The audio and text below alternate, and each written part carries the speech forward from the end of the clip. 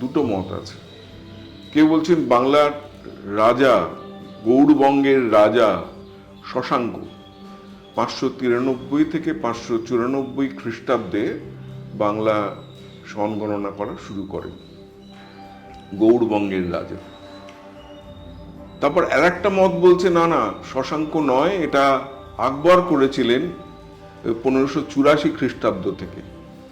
পয়লা বৈশাখে তখন রাজা বা জমিদার সবার বাড়ি, সবার মানে প্রাঙ্গণে, তার সদরে, তার বৈঠকখানায় লোকজন জমায়েত হতো, যে ওই সমস্ত পুরনো ধার বাকি মিটে গিয়ে নতুন করে খাতা উদ্বোধন হলো, খাজনা, নতুন বছরের খাজনা নেওয়া হবে বা খাজনা পরিশোধ করা হবে। সব পরিশোধগুলো সব 31শে চৈত্র হয়ে গেছে।